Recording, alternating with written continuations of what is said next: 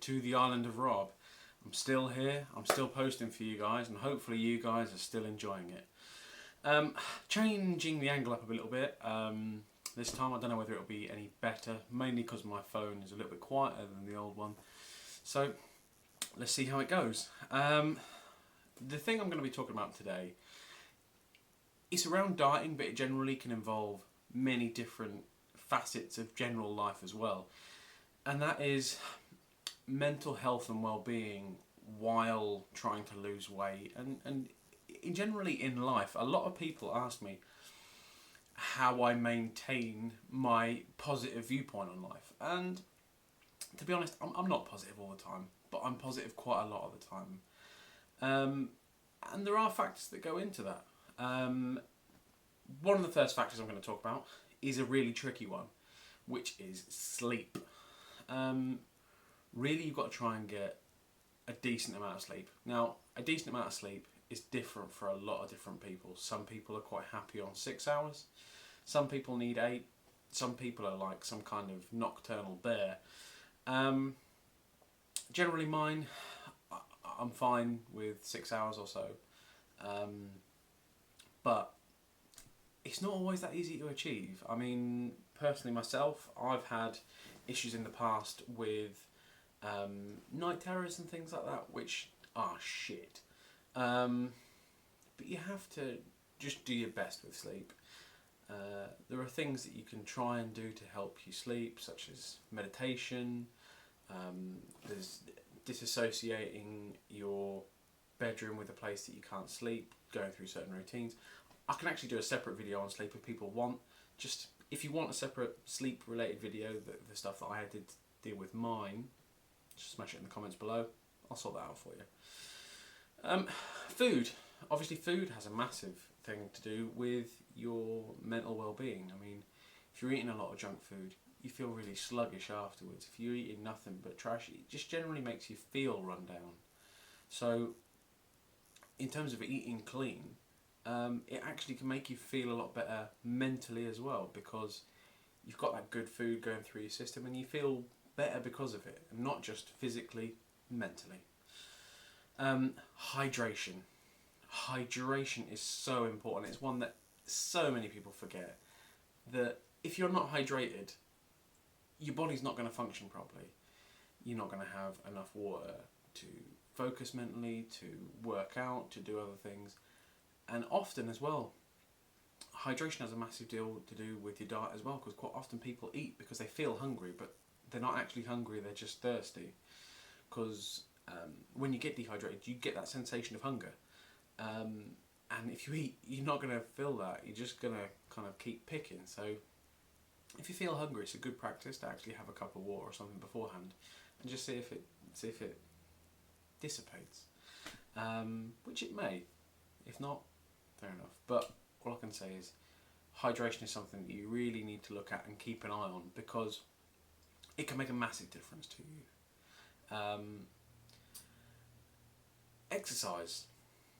In terms of your mental well-being and your mental state, exercise is a fantastic one, because you release endorphins when you're working out that make your body feel good. You feel better for doing that exercise, because you don't go, oh, what have I done today? Oh, that's right, I went to the gym and smashed it. Or swim, or whatever. Just doing a little bit of exercise in the day or in the week, it can make a massive difference. And as I said before in the video about not giving excuses not to go to the gym, when you're feeling rubbish and making yourself go, if you can do that, again, that'll make you feel better afterwards. You may feel rubbish when you start, but by the time you finish, sometimes you'll feel phenomenal. So it really is something to push yourself to do for your own mental well-being. Now, another one that sounds a bit cliche and it sounds a bit new agey is positive thinking.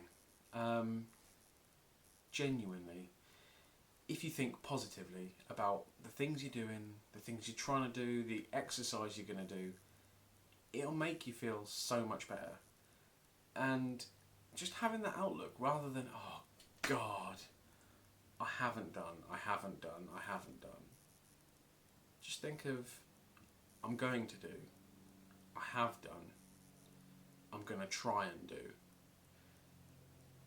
A lot of people find themselves in a position where they feel like they're like under attack from all sides, and quite often it's more the viewpoint that they're sitting in rather than the actual things that are coming onto them. And I really think that if you can try and hold a positive mental attitude with a lot of those things, it will make you feel a lot better. Think about the things you have, the things you are doing, and the positive things in your life, even if they're small things at the time. Just try and use them as a way to help you.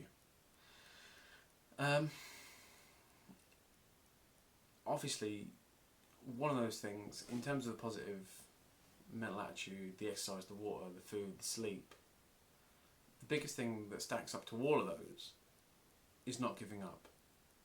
And that's one thing that's really tempting to do sometimes. Sometimes you feel like you've tried everything. You feel like for whatever reason you can't do X, Y or Z.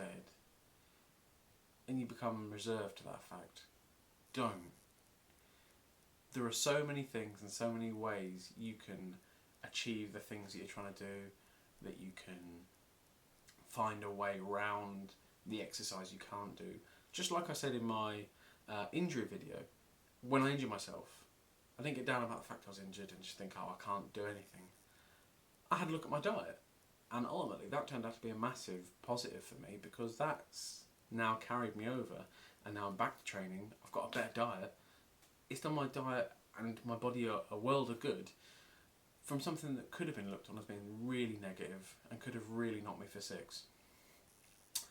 Now, on top of this, one thing that's a really difficult one, and it's the last one, is being prepared to fail. Now, only in some kind of happy space fairyland are you going to achieve everything that you want to do, that you're going to be 100% positive all the time. Sometimes you're not going to achieve the things you're going to do. Sometimes you're going to get injured. Sometimes you're going to get drunk and have a kebab. Sometimes you're not going to get out and do the exercise that you want to do with a friend, etc. And it'll really get you down. And there's no real way that you can prepare yourself particularly, but just try. And if you do fail, don't take it too hard. If you do feel down sometimes, don't beat yourself up for feeling down. A lot of people do that, and myself included. You feel rubbish for feeling rubbish, and it's just a circle of doom. You need to just sometimes go, you know what, I've had a crap day today. Let's see what tomorrow holds. Or if you're really struggling to get out of that hole yourself, ask a friend, talk to a friend, hell, message me, and help yourself by getting someone to help pull you out of that hole. And in return, at some point, I'm sure you can help them as well. It's how it is. So yeah, mental health, it's a really difficult one, and obviously there are extenuating factors, and there are times when you've got to go to a doctor where it's not like no amount of positive thinking and water is going to drag you out of it. But hopefully, if you can follow some of these tips, it'll help you stay on the straight and narrow enough to avoid the bigger pitfalls. I always found that it really has, those things have helped me stay on the even keel and not fall off the track too far. I mean, don't get me wrong, I've been down in my life, and sometimes you just got to accept that. But it's just, in the words of Rocky Balboa, it's not about how hard you hit, it's about how hard you can get hit and keep moving forwards. Cheesy, but accurate. So guys, that's my video about mental health and positive thinking through to weight loss and through to general life. If there's any questions of any of the sections I went through, anything you'd like expanding upon, anything you want to ask me that I haven't spoken about that's nothing to do with this, bang it in the comments below. If you think this video is useful to you or a friend or someone like that, give it a share. And if you think that you want to keep up with these videos because it's been useful to you, why don't you smash down on the subscribe button in the bottom corner and keep in touch. Lastly, there is still time.